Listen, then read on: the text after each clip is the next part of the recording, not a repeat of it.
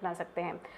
चलिए अब आगे बढ़ते हैं और एक और अहम खबर का रुख करते हैं और विंडफॉल टैक्स, जिसको लेकर काफी समय से चर्चा की जा रही थी, कंपनियों की लगातार अपील हो रही थी सरकार को लेकर इस टैक्स को लेकर। अब सरकार ने एक बड़ा फैसला लिया है। विंडफॉल टैक्स में फिर से बदलाव करते हुए डीजल पर विंडफॉल टैक्स घटाकर अब 5 रुपए लीटर कर दिया है, जबकि एटीएफ पर टैक्स पूरी तरह से खत्म कर दिया है।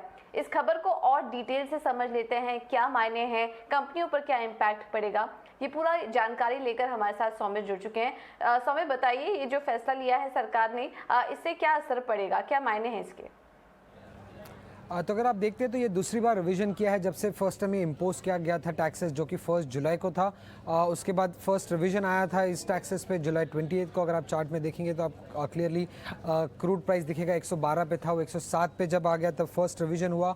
उसके बाद $100 पे अब क्रूड चल रहा है और आज सेकेंड रिवीजन हुआ है। Similarly Singapore gross refining margin $22 पे चल रहा था जब फर्स्ट टाइम ये टैक्स इम्पोज किया गया था, और अब दूसरे रिवीजन पे ये $6.3 के आसपास चल रहा है। अब क्या चेंजेस हुए वो देखते हैं। सबसे पहले पेट्रोल पे 6 रुपीज़ का टैक्स लगाया गया था, उसको 20 जुलाई को ही जीरो कर दिया था, और जो रिसेंट रिवीजन आया उसमें भी उसको जीरो ही रखा है।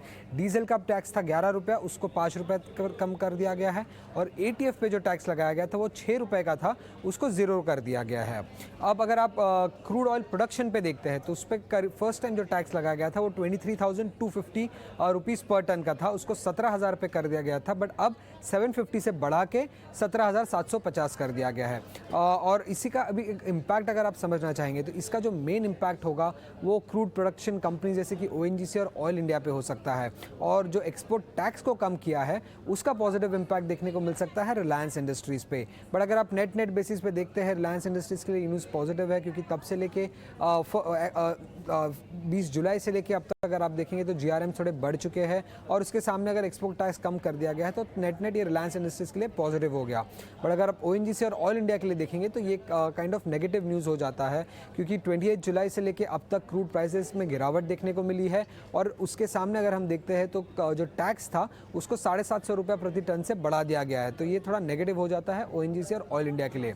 और अगर आप करंट टैक्स देखेंगे ऑयल प्रोडक्शन पे जो उन्हें टैक्स देना पड़ता है गवर्नमेंट को, वो $30.3 पे है, पहले ये $28.6 पे था, तो ये $30.3 प्रति बैरल जो है वो क्लियरली गवर्नमेंट को चला जाता है एंटायर रियलाइजेशन से, और रियलाइजेशन भी अब कम हो चुका है ओएनजीसी और ऑयल इंडिया के लिए, क्योंकि क्रूड के प्राइसेस $100 पर उतर चुके हैं।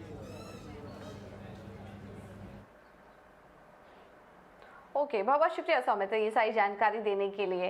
आशीष, एक बार आपसे राय लेना चाहेंगे। अभी सौमित हमें बता रहे थे कि अगर कंपनियों से रिलेट करें तो ओएनजीसी ऑयल इंडिया के लिए नेगेटिव है, रिलायंस के लिए हल्का पॉजिटिव बताया जा रहा है, लेकिन हल्का पॉजिटिव। जेपी मॉर्गन भी कह रही थी कि ये जो कदम उठाया है ये बहुत बड़ा कुछ सरप्राइजिंग मूव नहीं है सरकार की तरफ से।